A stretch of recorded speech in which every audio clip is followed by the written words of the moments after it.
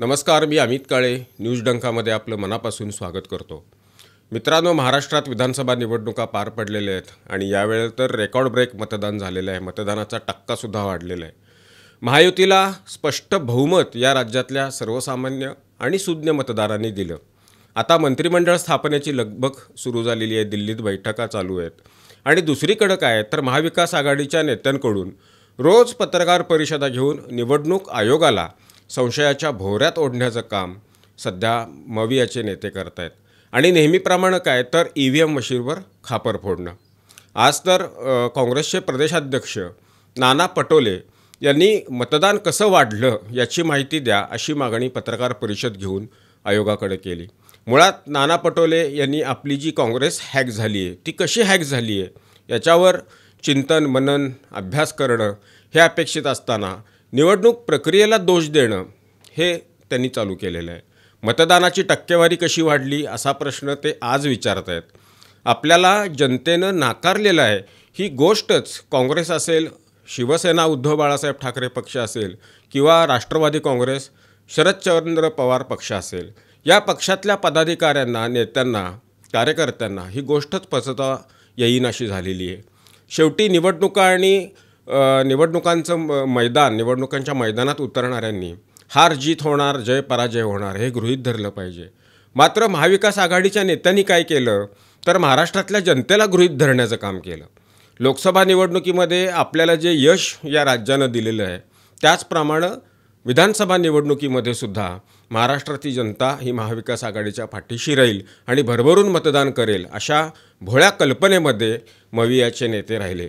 केवळ गृहीत धरलं असं नाही तर प्रभावी प्रचारसुद्धा त्यांनी केलेला नाही, त्यांना करता आले नाही।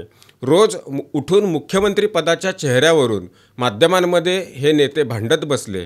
ज्या गोष्टी चार भिंतीच्या आत होणं अपेक्षित आहेत त्या उघडपणानं होऊ लागल्या।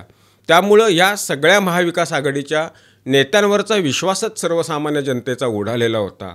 तेव्हाच म्हणजे अगदी पहिल्या टप्प्यातच महाविकास आघाडीची हार होणार हे निश्चित झालेलं होतं।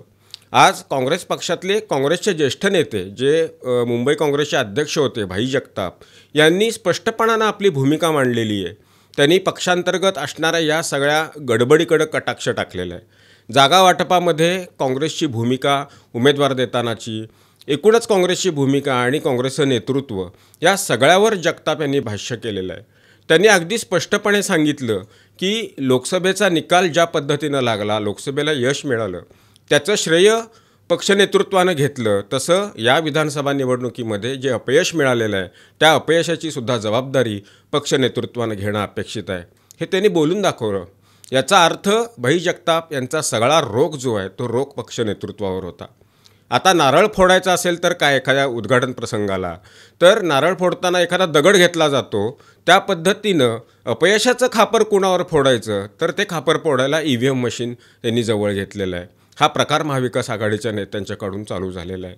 त्याचं महत्त्वाचं कारण काय असेल तर समर्थक मागं टिकवायचे असतील, कार्यकर्ते टिकवायचे असतील, त्यांचं मनोबल वाढवायचं असेल, ते ढासळून द्यायचं नसेल तर काय करायचं तर ईव्हीएमच्या उद्योगात आता या महाविकास आघाडीच्या नेत्यांनी कार्यकर्त्यांना लावण्याचं काम केलेलं आहे। सायंकाळी 6 नंतर मतदान कसं झालं असा प्रश्न आज नाना पटोले विचारतात। 6 वाजण्याच्या आधी 2-3 मिनटं जर मतदान केंद्रामध्ये आला असेल आणि तो मोठ्या प्रमाणावर आला असेल तर शेवटच्या टप्प्यात अगदी मतदान संपण्याच्या अगदी 2-3 मिनटं आधी तर त्यांचं मतदान करून घेणं, मतदान प्रक्रिया व्यवस्थितपणानं पार पाडून घेणं हे आवश्यकच आहे। कारण तिथं मतदान केंद्रात वेळ संपण्यापूर्वी ते सगळे मतदार आलेले आहेत। कदाचित ती प्रक्रिया पूर्ण व्हायला वेळ लागू शकतो आणि निवडणूक आयोगानं या सगळ्या गोष्टीचं चित्रीकरण केलेलं आहे। अगदी सकाळी 7 वाजल्यापासूनचं चित्रीकरण आहे। ज्या ठिकाणी अशा पद्धतीनं मतदान पार पडलं तिथं महाविकास आघाडीचा उमेदवार हा असणारच आहे। मग त्यावेळी महाविकास आघाडीच्या उमेदवारानं किंवा तिथं त्यांच्या असलेल्या प्रतिनिधीनं निवडणूक निर्णय अधिकाऱ्याकडं का तक्रार केली नाही हा प्रश्न या निमित्तानं निर्माण होतो। मतदानाची आकडेवारी ही निवडणूक आयोगाच्या वेबसाईटवर अपलोड होतच असते आणि ही अपलोड होण्याकरता वेळ लागत असतो।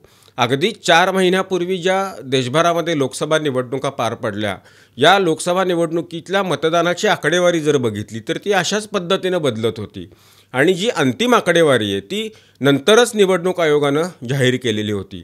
त्यावेळीसुद्धा मला आठवतं आहे की महाराष्ट्रात महाविकास आघाडीच्या नेत्यांनी ह्या आकडेवारीवरून सुद्धा काहीतरी गडबड आहे वगैरे अशा पद्धतीचं विधानं केलेली होती, आक्षेप घेतलेला होता. मात्र निवडणुकीत यश मिळालं. यश मिळाल्यानंतर या सगळ्या गोष्टीकडं महाविकास आघाडीच्या नेत्यांनी दुर्लक्ष केलं आणि या निवडणुकीत काय तर या निवडणुकीमध्ये सपाटून मार खावा लागलेला आहे. त्यामुळं कारणं शोधण्याचं काम सध्या महाविकास आघाडीच्या नेत्यांचं चालू आहे. आपल्याला नाकारलेलं आहे, आपल्याला या जनतेनं महाराष्ट्रातल्या हे कुठंतरी मान्य करावं लागणार आहे. सर्वोच्च न्यायालयानं सुद्धा अगदी परवा हे स्पष्ट केलं की सर्वोच्च न्यायालय म्हणालं की निवडणुकीमध्ये हार झाली तर तुम्ही EVM मशीन सदोष आहे असं म्हणता आणि निवडणुकीमध्ये यश मिळालं तर ह्याचा विषयसुद्धा काढत नाही, तर हे योग्य नाही. अशा पद्धतीचं निरीक्षण सर्वोच्च न्यायालयानं नोंदवलेलं आहे. न्यायालय कशाला, अगदी शाळा कॉलेजमधल्या विद्यार्थ्यांना जरी याबद्दल विचारलं तर ते सुद्धा विद्यार्थी सांगतील की महाविकास आघाडीच्या नेत्यांचा हा जो सध्या प्रकार चालू आहे तो कशाच्या उद्देशानं चालू आहे. लोक गांभीर्यानं घेत नाहीत याची दखल. आता लोकसभा झाल्या, विधानसभा निवडणुका झाल्या, आता बरेच दिवस रखडलेल्या ज्या महाराष्ट्रातल्या स्थानिक स्वराज्य संस्थांच्या निवडणुका आहेत, मग त्यामध्ये महापालिका, नगरपालिका, जिल्हा परिषद, पंचायत समिती त्या निवडणुका आता होणार आहेत. आपल्या पक्षाचे कार्यकर्ते हे इंटॅक्ट राहिले पाहिजेत, आपल्यासोबत राहिले पाहिजेत. यासाठी म्हणून हा सगळा महाविकास आघाडीच्या नेत्यांचा प्रकार चालू आहे. हे निवडणुकीत आपण हरलेलो नाही, आपली हार ही EVMमुळे झाली, EVMमुळे हा दगाफटका झाला, अशी भावना कार्यकर्त्यांच्यामध्ये रुजवण्याचं काम सध्या महाविकास आघाडीच्या नेत्यांकडून सुरू आहे. म्हणून अशा पद्धतीच्या पत्रकार परिषदा घेत आहेत. आणि हे जर का नाही घेतलं तर उरले सुरले कार्यकर्तेसुद्धा आपल्यासोबत राहणार नाहीत. याची भीती किंवा याची खात्री असल्यामुळं सध्या EVM आणि निवडणूक आयोग यांना आरोपीच्या पिंजऱ्यात उभं करण्याचं काम चालू आहे. बाकी दुसरं काही नाही. तुर्त इथंच थांबतो. हा व्हिडिओ आपल्याला कसा वाटला ती आपली प्रतिक्रिया कमेंट बॉक्समध्ये नोंदवून जरूर कळवा. व्हिडिओ आवडला असल्यास तो लाईक करा, शेअर करा आणि आमचं चॅनल आठवणीनं सबस्क्राईब करायला विसरू नका. धन्यवाद. आमचा व्हिडिओ जास्तीत जास्त लाईक करा, शेअर करा आणि आमचं YouTube चॅनल सबस्क्राईब करा. धन्यवाद.